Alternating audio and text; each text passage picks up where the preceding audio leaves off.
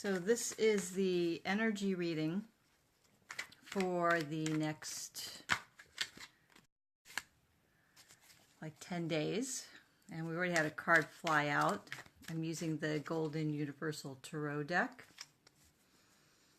Very similar to the Rider-Waite, but all glittery with lots of gold tones.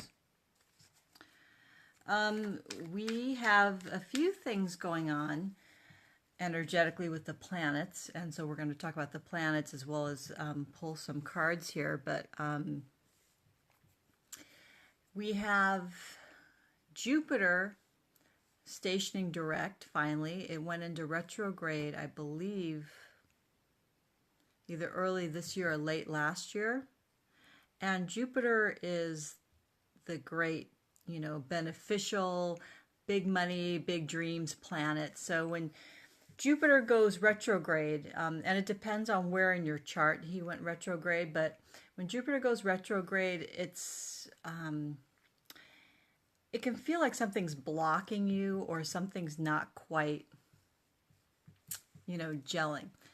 Good morning, Deborah. Hi, Jose. Looks like maybe Vanessa's here, and I see Liz. I see Demi. My lovely friends. Okay, so in a couple of days, Jupiter is going to go forward again. So you're going to start feeling a little bit of a release from any kind of like major restrictions.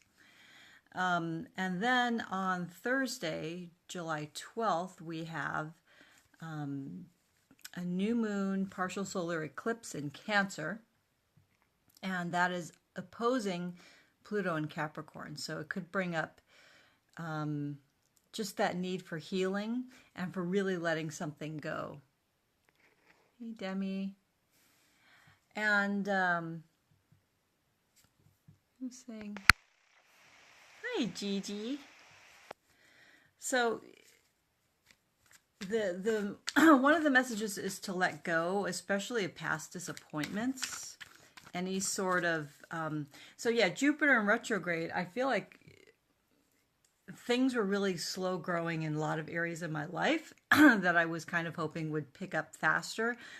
But on the other side of that, things grew really organically and in a very just gentle way.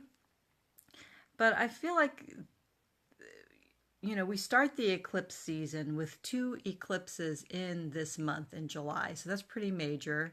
And then in August, we have another eclipse as well. So this is the first eclipse that we're having, I think, on the Capricorn Cancer axis. So those of you with Capricorn and Cancer, sun, rising, or moon, really going to be feeling it. You're going to be noticing a lot of change, but it's going to be, solar eclipses and lunar eclipses are different. So this new moon is a partial solar eclipse, and then on July 27th, we have a full moon lunar eclipse. So in a solar eclipse, I feel like it's about illuminating something in the dark.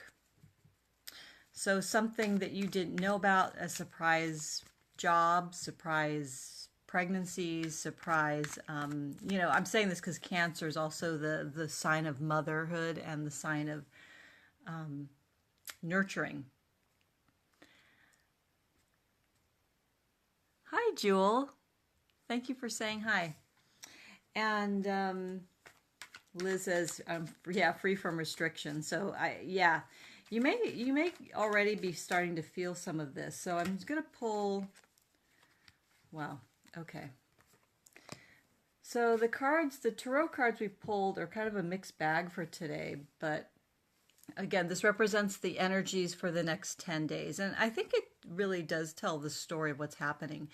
The first card that came up is the High Priestess. And for those of you who know a little bit about tarot, know that the High Priestess is a lot about going within, having a lot of psychic intuitive dreams, and really listening to your intuition, following your intuition. But you need to be still.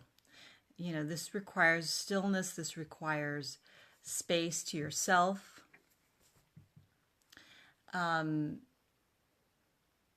She's a guardian of mysteries. So,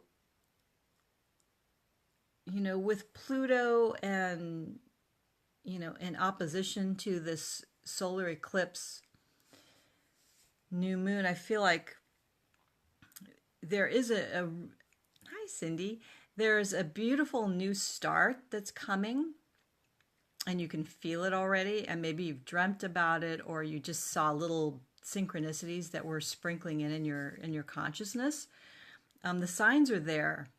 So the signs are telling you right now kind of what's going to happen between now and the next 9 or 10 days, and possibly beyond. Because Pluto is a very slow-moving planet. Pluto is rules. What does Pluto rule? I think Pluto rules Scorpio as well as Mars. I think Pluto rules 2 signs. But yeah, it's the planet about death and rebirth. So there's a hint right there. What needs to be let go, and how are you rebirthing something in your life? And the High Priestess is the key, going within, being still, silence, all of that good stuff. Okay, so the second card that came up is one that's coming up for a lot of different readings I'm doing for people and for myself, is this Five of Cups. So as you can see, this guy looks pretty disappointed. He's looking at these cups that have spilled in front of him, but not seeing the 2 cups standing up behind him. So I would say don't miss opportunities for joy. That's what I feel like this card is saying. With all maybe the disruptive kind of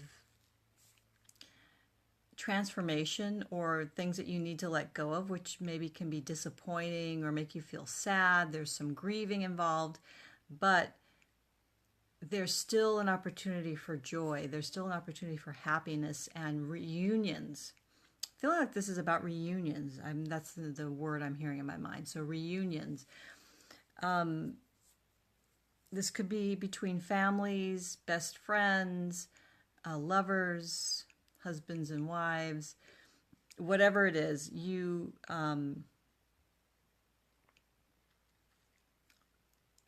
have to let go of the disappointment. There's disappointment in everything that we have to deal with. Oops. Sorry, I pushed a weird button. Okay. So instead of focusing on the disappointment, let it go. Let that disappointment die and seek the joy that is being offered to you that you're not looking at because you're so far into your grief or so far into your disappointment about something. And then we get the Star. This one's been coming up like crazy too. This is, hi Terry. This is the kind of antidote to the card that came before. So I like that. I like that out of this disappointment, if you can find your joy and you can find your happiness and be in that, you're going to have something to celebrate. You're going to have a whole new hopeful situation happening. I'm seeing this